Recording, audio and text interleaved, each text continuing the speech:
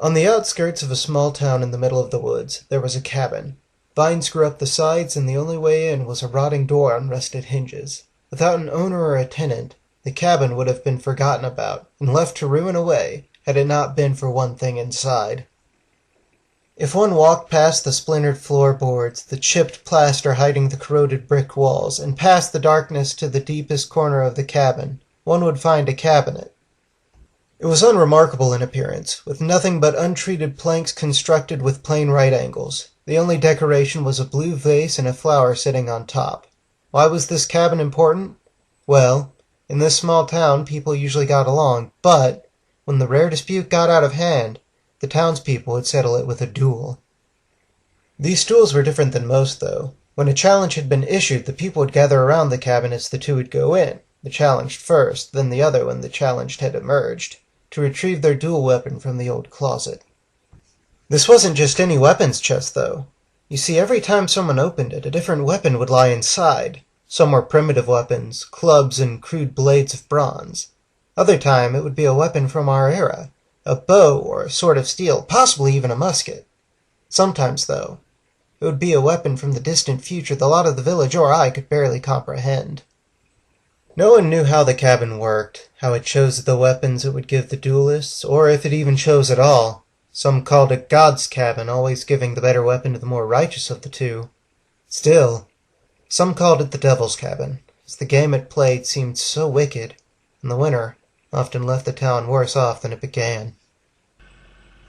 I hadn't been long into my visit of the town before I had seen the latter with my very own eyes. By the time I had reached the town, a man by the name of Bertram T. Butler seemed to rule the place. He wasn't a lord nor mayor, but everyone seemed to do as he said. Old Bertram would get into duels with anyone who crossed him, no matter how small or real the offense was. Now normally this kind of behavior would get a man killed, and fast. One can only draw a card so many times before the deck gives him a bad hand. But see, Bertram T. Butler was different. See, the chest actually seemed to favor him more than the rest. Every time Bertram stepped out of that cabin, he'd have the same weapon. It was an odd thing, a small blue pyramid, with walls so blue they shamed the sky. Seemed he didn't even have to point it. He just looked at his opponent and, well, poof! They'd be gone before you could blink. I saw it a few times, awful sight to behold, really. A life snuffed out so quickly is never a pleasant thing to witness. There was another man of interest in the village, a tall, broad man, skin like leather from his time in the sun. When he wasn't chopping wood for the mill, he was practicing fighting. Not actual fighting, mind you, just practice. Strange as he was, he mostly kept to himself. He even helped out once in a while, so no one really bothered him. Well, one day in the town square, there was a bit of news spreading around. The lumberjack has called out Bertram to a duel. The news echoed off the alley walls. It was odd. Not only was this the man's first duel, but it was with Bertram? Was he mad? Regardless of the reasons, it was the talk of the town for the next week. As interesting as it was, it didn't really concern me much. I was only there for a month to gather some timber for a trade deal I had with someone on the other side of the woods. Whatever the outcome was, I wouldn't have to deal with it. However, the next day, I was approached by Bertram T. Butler himself. "You'll be gone by the week's end, won't you?" he asked me, somewhat inebriated. "Aye," I replied. "What of it?"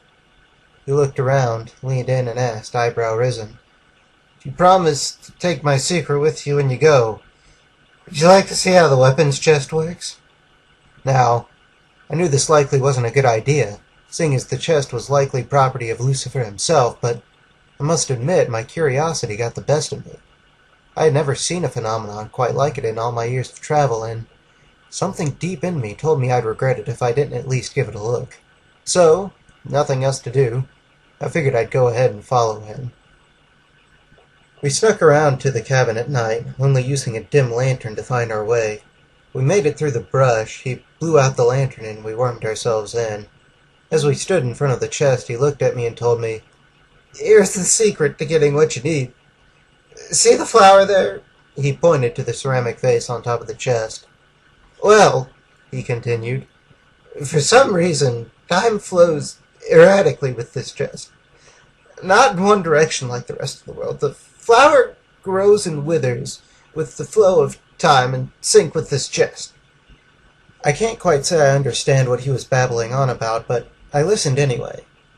You see, the younger the flower is, the older the weapon, and the more withered the flower, the newer the weapon.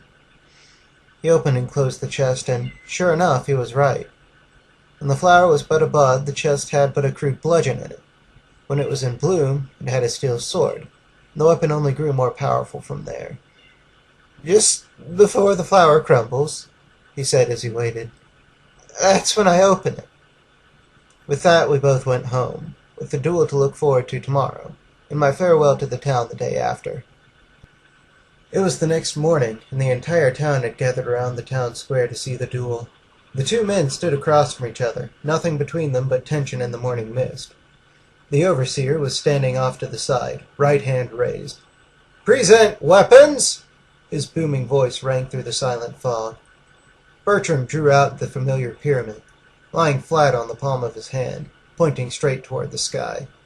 Normally the sight of this set fear in the hearts of his opponent, but the lumberjack's face remained the same, as if it was carved from stone. It was then I noticed something different about the terrible weapon. It was the color.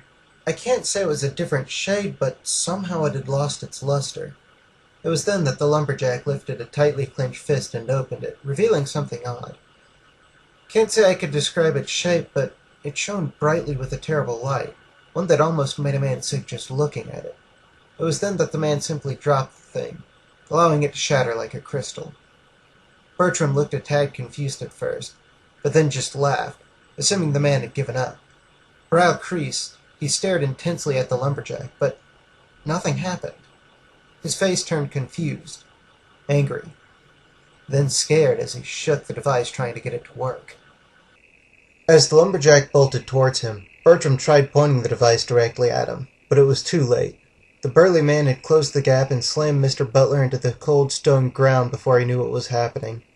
Then, before our eyes, the lumberjack pummeled the man before him with a force I had previously thought inhuman. Bertram T. Butler was dead in under a minute's time.